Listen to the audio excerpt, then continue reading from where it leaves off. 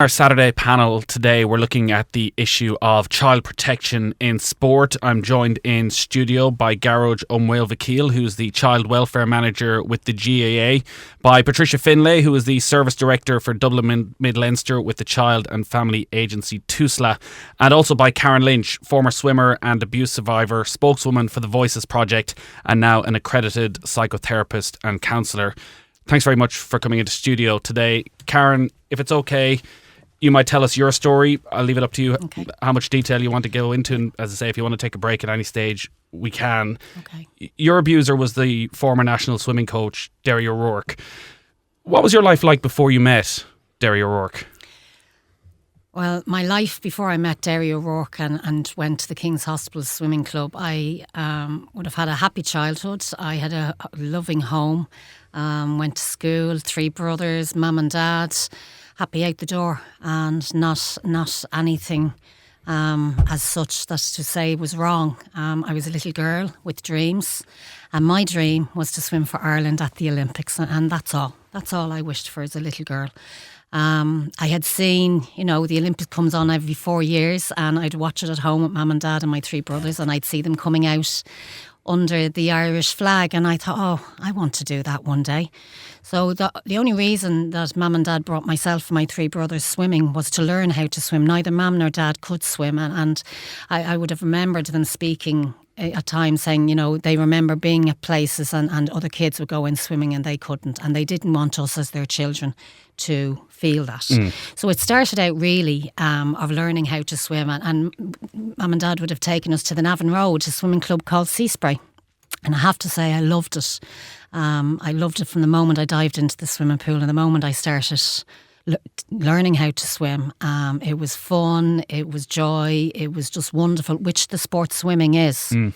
And so as I progressed, obviously up to the different stages, of learning how to swim, and I started becoming involved in races. The community games, as everybody knows about the local community games, and I'm from Kildare. So the local community games at that time was being held in the Clondalkin swimming pool. And I from Leach, so I swam from Leach, as in obviously from my swimming club, Seaspray. And at that time, I remember people talking about this man that was sitting on the bank, and that man that was sitting on the bank was Derry O'Rourke. And he was the Irish Olympic coach at the time. And many people were like, I'm only 9, 10, right, that age. Even at that time, you heard people were saying, what is he doing here? But he had swimmers from the King's Hospital swimming at the community games, so he was there. And at that time I swam very well and I won my race, and I had beaten his swimmers. So shortly after that he contacted my dad to ask me to join his swimming club, the King's Hospital, that he saw great potential in me as a swimmer and that I would go far in his swimming club. And I emphasise his swimming club because it was his swimming club. So as you can imagine, the Irish Olympic swimming coach is phoning up and asking for your daughter to come. And this is your dream. This is my dream. And all of a sudden it's oh my God, the excitement. But I also remember at the time I was so happy in Seaspray and I was so happy swimming the way I was swimming. It was actually a kind of a big decision. But it was really, when I look back, it was the whole thing of an Irish Olympic swimming coach phoning to ask to join. So shortly after that then, after talking with mum and dad, I joined the King's Hospital. How quickly then did the abuse start? I don't remember a time that it was never there. I can't actually say when, but I don't remember never. I remember the very first time that I swam in that swimming pool in his club. I was in lane 1 and I went to the juniors session that evening. I only swam once in the juniors, and I remember seeing the session was written up on the board. There was coaches walking up and down, and you just dived in and you swam and you did not stop. And I remember even you go down by the rope, but you come up by the wall, and when I was breathing I could see all the coaches, and I thought, God, this is different. This isn't fun and laughing and what I've experienced now. This was hard training. This was about winning, and that was it. Nothing else was acceptable. After that I was straight into the seniors. His role then within the club, you say it was his club. Yeah. Was it just him there? Was it just him as the coach, the sole coach, nobody else involved at all? He'd complete control? Absolutely, 100%, 1,000%. I started training then early in the morning. We'd get up, Mum and Dad and myself. I'd be up at 5 in the morning. Mum would make a hot water bottle for my dad. My dad would drive me swimming and Dad would sleep in a sleeping bag in the car. And I'd be in the swimming pool by 5:45 till 8 o'clock. And then Dad brings me home. Mum makes breakfast for me. And then Dad brings me to school. Mum picks me up from school. And then I'm straight to the swimming pool for another 2 hours training. He was there. Only him. He didn't want parents there, especially in the morning. There was no parents around, but he didn't want anybody else in there. It was so if just your dad him. decided, you know what, I'm fine, I don't need the sleep, I'll come in and watch for a couple of hours? No, it wasn't. You get out. This is for work. This is no one. He didn't want anyone there. If parents did come in, you wouldn't be long before he'd have moved them. I remember the first time I ever qualified for a competition abroad, and it was in England. And I mean, he didn't tell me until a few days before. He used to do that. It was like he dangled the carrot. You've qualified. No, you haven't qualified. You didn't train hard enough, so you're not going. You're going. You're not going.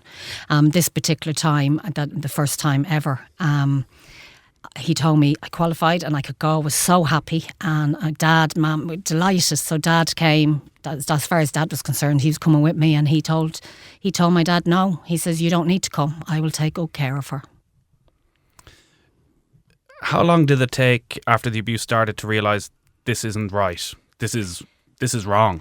So you see, when you ask that question as a little girl, it's not that straightforward, Nathan. It's not that simple. I knew I didn't like it, but I loved my swimming. I wanted to swim for Ireland at the Olympics, and in order to do that, I had to train hard. I had to do what he told me to do. Everything. He knew everything. Remember, he's the Irish Olympic coach. He knows everything. He can make things happen. He knew exactly what he was doing to me the very first time he saw me. I vaguely remember at the community games him actually calling me and speaking to me. So I can't remember the full but he did speak to me that time at that competition. So he knew exactly what he could do to me the first time he saw me. I had a dream, and he knew that he could do what he wanted to do to me by using my dream, blackmailing me and blackmailing my mum and dad. We had the former England footballer Paul Stewart in here quite recently, yes. And he was talking about his story, and he was abused by the paedophile Frank Roper, and again he was sold the dream of becoming a professional footballer. Frank Roper didn't just groom Paul Stewart, he overtly groomed his parents as well, and they came from a poor family, and he would come over and offer them takeaways on a Saturday night, the sort of thing they simply couldn't afford. Did Derry O'Rourke try and keep your parents at arm's length, or did he try and ingratiate himself in all aspects of your life? Well, as I just said there, he told my dad, you don't need to come. I'll take good care of her. Dad slept in the car, and you asked me if parents wanted to come in, could they come in? It was known you don't come in. So there was a whole trust there, not only from my dad, but all the other parents. And remember, I'm not the only young girl at that time that was abused by him. And he's not the only coach in Ireland that's abused swimmers. If you look at the book Deep Deception, our book, The Scandals of Swimming in Ireland by Justine McCarthy, there's 5. So when you say grooming, it was everything. You know, our dreams was the Olympics, and he would have dangled the carrot with you. If you didn't do what he told you to do, you'd pay. You know, you'd either be ignoring you was just as bad as him talking to you, because in the ignoring, there's punishment there. There's treatment there. You know, there's many ways. And I suppose when people think of, abuse, and they just think of sexual. Derry O'Rourke abused me sexually, mentally, emotionally and physically. There's a whole big picture there. He controlled my whole life, and he ruled me by fear. I knew that if I didn't do everything that he told me to do, if I didn't keep training hard, if I didn't keep winning and producing times, that he was going to kick me out of the senior A's and might only put me in the senior B's training squad. Not only that, he would take me off the relay teams and might put me on the B relay teams. As it happened, I went there with a dream to swim for Ireland at the Olympics. I never got my dream because I actually didn't get better. I got worse. My body stopped. I became a dead little girl walking around this world. My body was here, But Karen wasn't here. I was dead. I had to hide. I had to go so far within myself to mind myself. And I spent my whole life living like that, really up until this year, Nathan, that I am well and healthy. And thank God I have my voice. And I am not ever, ever going to be silenced ever again. When did the abuse stop then? My last nationals I was 17 and in 1986 in Guinness's, and you would think after swimming for 7 years that you'd swim well. And my last nationals especially in the 100 back crawl, I turned and I came up under the lane of the swimmer next to me. You know, you just don't do that. I got out of the swimming pool. He was sitting on the banks of Guinness swimming pool, and I walked up to him and I said, I'm not coming back for the next season. He turned only his head and he looked straight at me. And he said to me, you will be back. And he turned his head again. I had just been given an order. I walked away from him that day. And for the first time in my life, I said, I am never, ever, ever coming back. At that time, there was a recession in Ireland back in the 80s. My dad was in the building business and Dad had gone to London to work. Myself, my mum, my 3 brothers for the summer didn't go because Mum stayed here for me to continue swimming until the nationals. So everything was put on hold around the family for my swimming. My brothers got involved in rugby. They weren't into swim, but swimming came first. So after the nationals were finished, Mum and me and my brothers were going over to London to see my dad, just for the last couple of weeks of the summer holidays to come back. And I got in my head, I'm getting on that plane, I'm going to London and I am not coming back. When I got over there, I got myself a job in a hotel as a commie chef, and you can live in at that, you can live in. And shocked my mum and dad, shocked them. I was 17. They were couldn't understand why, but there was no way I was coming back. Were they asking questions? I'm sure they were asking questions. Absolutely. But at that time, I had become very, very quiet before this. I wasn't sleeping at different stages. I stopped talking, going to school, my uniform, how I had my body covered from my neck. The only thing you could see of skin in was my face. Everything else was covered. Even my jumper, I used to pull it down over my hands so nobody could touch my skin. But not even that. It meant that when I used to go swimming, if he called me, he couldn't. I'd have so many layers of clothes on me, it would take maybe too long for him to get my clothes off. So he might run out of time or somebody might come. So I was trying to protect myself all the way through.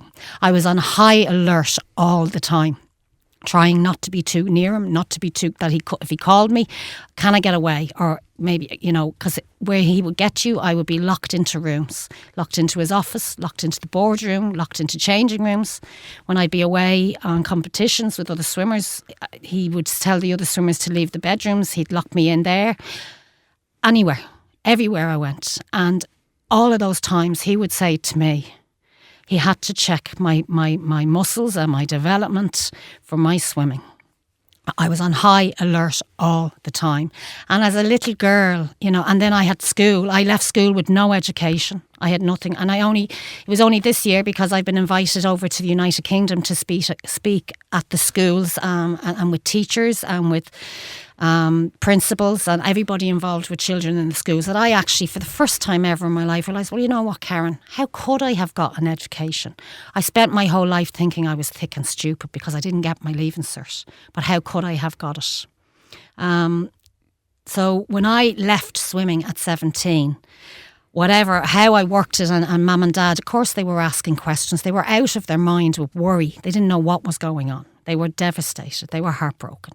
But I was not coming back.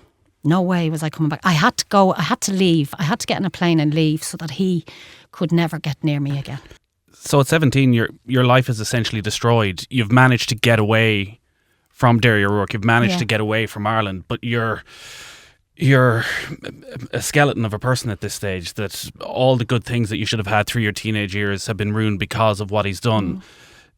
Do you then begin a process of recovery? What are the next 10, 20 years like? So at 17, I'm dead, is all I can say. I'm walking around, but I'm dead. There's just a shell. There's nothing. I'm dead. I buried it so far away. I never told anybody. I threw myself deeply into work. I would finish jobs and I moved. One minute I'd be in London, next minute I'm telling mum and dad I'm going to America. Next thing I'm back from America. I've gone to Portugal, I've gone to Turkey, I've gone here. Running. So I locked it total down until back into, I think it was 1994. I got a phone call in London to say that Derry O'Rourke had been arrested, and that this person that phoned me says, "Oh, I wonder what that's about." And I remember putting the telephone down. It was a red telephone, and saying to myself inside, "Oh, I know what that's about." And inside, in that moment, I said that my whole stomach somersaulted. But I got up and walked away and still kept going, getting on with my life. But from that moment, what I had buried or locked away in a huge big dustbin, the only way I can explain, you know the big bins with the clips that they clip the bins on? Yeah. That moment, those clips came off those bins and that lid came off, and every single dirty, creepy crawly that man had put inside me, that I had pushed right down, was now crawling out of me, and I did not know what the hell was going on. So I kept going. When you say you kept going, you just kept living day to day? Kept going, as in, and I'm going back to say, as a shell, walking around. I then came home to Ireland. I moved back home to Ireland in 1996, and it was all in the newspapers. At this point, before that, there'd already been George Gibney, who had been let off and let leave the country, and now he's still living free in Florida. So I came home 1996, and Derry O'Rourke went to prison in 1998, the first time, if I'm correct, and it was only after he went to prison. He was sentenced on a Friday, and it was actually on the Monday morning that I heard it on a radio show. Well, I had been listening to it, but I was blocking it away. I kept going, and if anyone mentioned it, because everybody was talking about it, so if anyone mentioned it to me, it was like, oh my God, I was petrified. So, but on the Monday, on that radio show, I was driving to work, and I recognised the voice of one of the women that were being interviewed, and it was a girl that I knew that used to get it was swimming with me, and really all I can say was like a train ran over me, and I made a phone call to somebody I know, and my first words were, "Oh my God, this is true. I'm one of them. He did that to me." It was the first time I ever voiced it, and after that, then I can say everything that I had tried to hold together started really falling apart. Those next couple of years then, when you've decided to make it public, and again, going back to that Paul Stewart interview and his book, one of the most difficult parts is, because it's only a year since he ever told anybody for the first time since he came forward about the abuse he'd suffered 30 years previously, was when he had to tell his parents who were still alive and tell them what had happened 40 years previously, and that the alcoholism and the drug addiction he'd gone through, that this was ultimately the root cause, and the difficulty of those conversations, and him knowing that understandably they're going to blame themselves. For you, that process has the most tragic, most difficult endings. Yeah. Those initial conversations with your parents, they're obviously hearing this news as well, that it's coming out about Derry O'Rourke. Are they instantly asking themselves questions of... Well, Mum and Dad had asked, while it was in the papers, Mum and Dad had asked me, and I kept putting it off, because I remember I haven't even really admitted to myself now, you know. I'm still running. So, my first, just telling Mum and Dad, I told my mum, I couldn't tell my dad. I asked my mum to tell my dad. I suppose, to make a long story short, Mum, while it was all in the papers, that was that first time, and I then after that went to the guards, and then my court case was in 2000. After my court case, I haven't spoken publicly about this at this stage. This is just my mum and dad, but it's in the papers, and Mum is reading the newspapers, and she says she used to read them every evening, and she says, "Karen, the difference today is I'm reading the newspaper today about my little girl. This is about my child, and this is about you." And both Mum and Dad were devastated. They were heartbroken. My mum told me on a Thursday that she loved me and that she was sorry that she didn't look after me when I was a little girl. And on the bank holiday Monday, I got a phone call from the guards, and the first thing they told me was there was a body been taken out of the canal, and that body was my mum. Yeah. You can't get over that. No, and my dad never recovered from that. And many times Dad would say, Karen, I took you there. And Mama's dad dead. I have 3 brothers who I know are devastated and broken. Dad died only 5 years ago, and he had a massive stroke. And when he was in hospital, I knew he was dying, and I was feeding him. And it was precious time left, and I knew it was precious time. And I wanted to, first of all, I also said to him, Dad, I'm sorry for everything I've done. And he says, Karen, it wasn't your fault, because when you mention about, behaviour over the years, alcohol and different things and different roads it takes you down, I had caused my family a lot of worry, stress and upset, not purposely now looking back, but in my struggle to just stay alive. And they had seen me break down on many occasions through suicide attempts, and heavy drinking or smoking, and how I was treating myself. So when I said to him, Dad, I'm sorry for everything, and he just looked at me and says, Karen, none of it was your fault. And I says, Dad, I love you. You're the best dad ever. And he looked at me and he started crying, and he says, I don't know about that, Karen.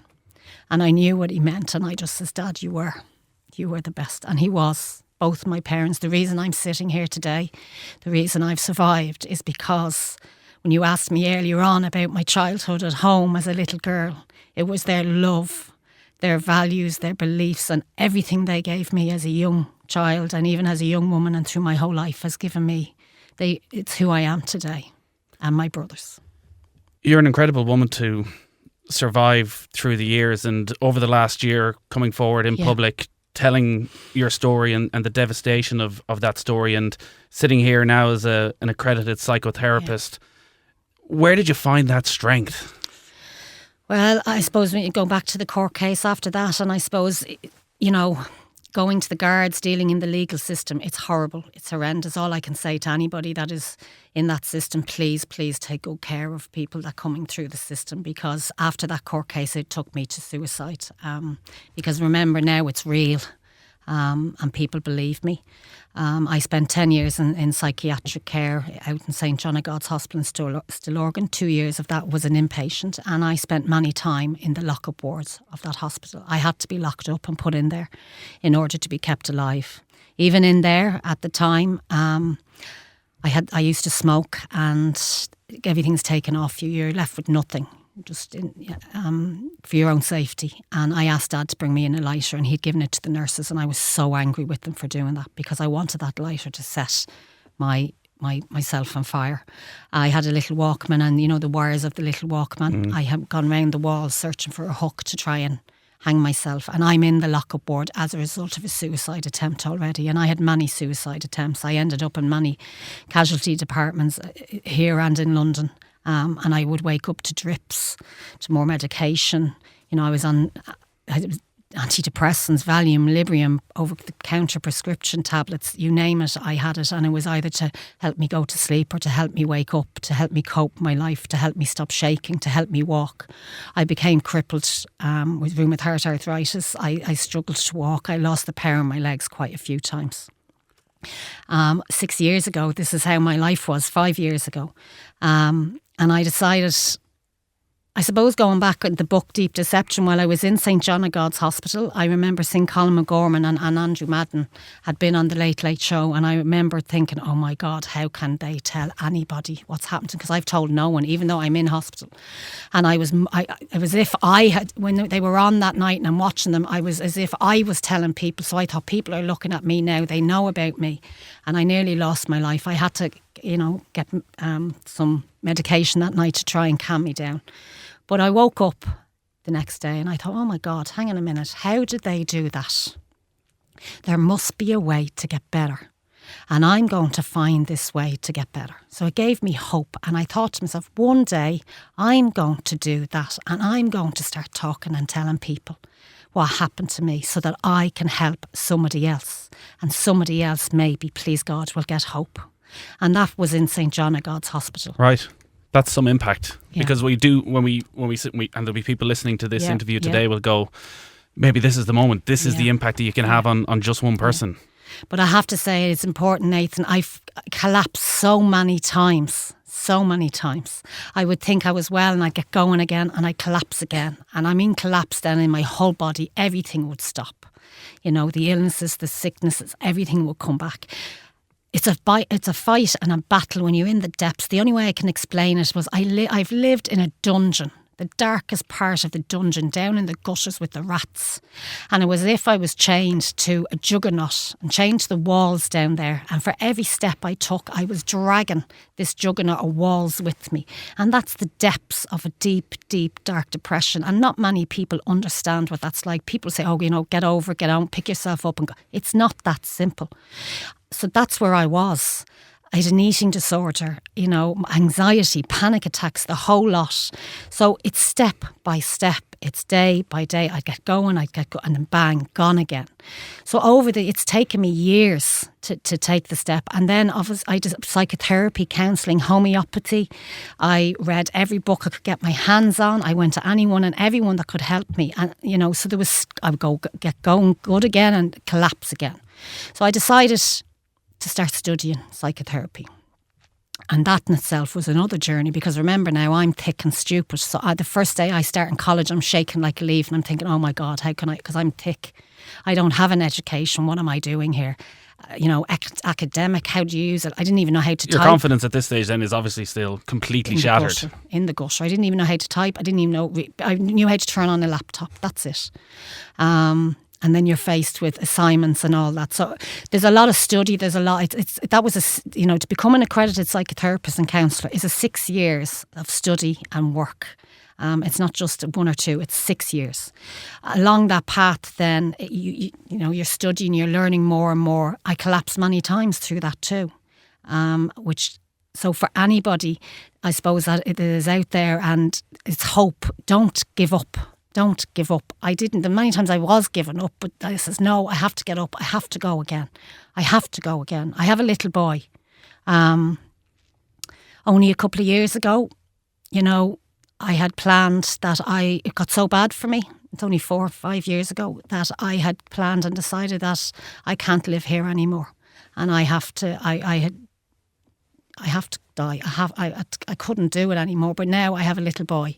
And what am I going to do with my little boy? I'm a single mum. Well, I can't leave him here. Who's going to love him? So then I had planned that I was going to kill me and Jake. And I had it all planned. I knew exactly what I was going to do. And it was bulletproof. It was going to happen what I had planned.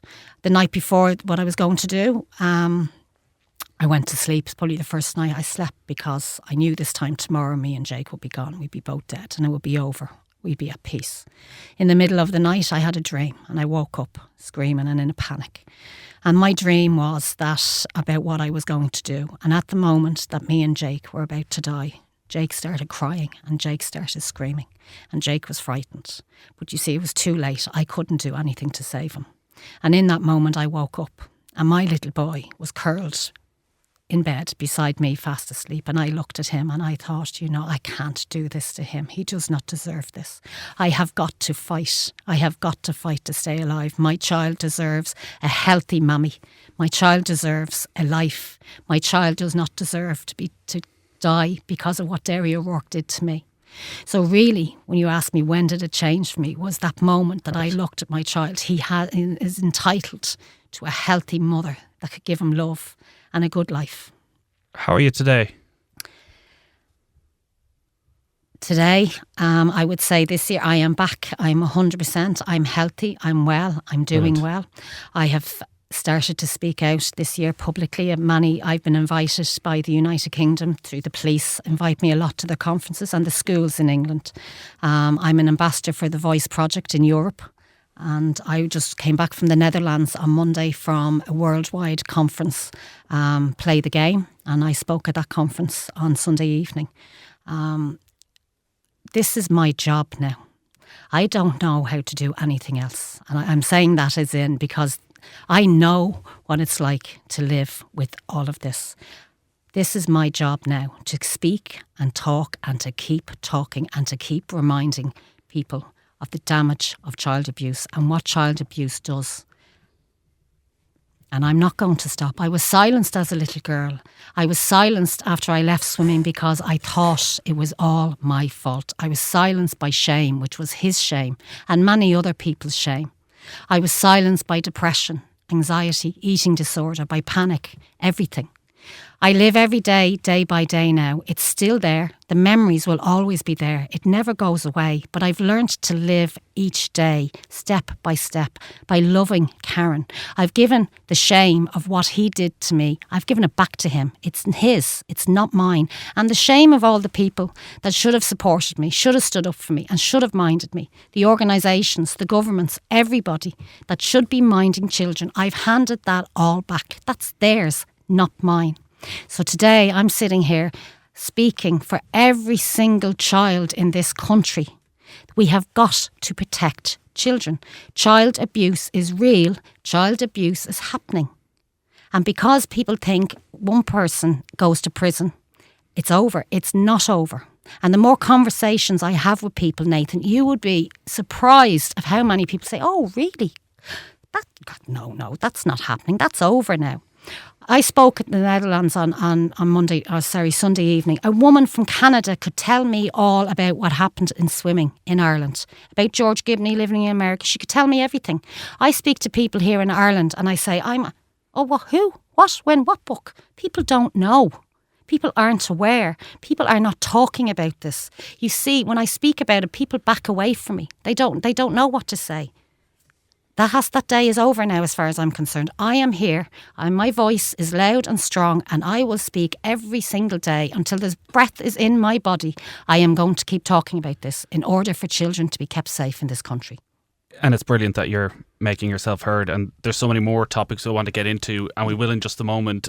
If you've been affected by anything that we're discussing today, there is help and support available. You can call the Samaritans 24-hour helpline, that is 116 123 for immediate support, or visit samaritans.org, or you can also contact Pieta House and its services on their website pieta.ie, or you can call 1800 247 247. We'll just take a quick break.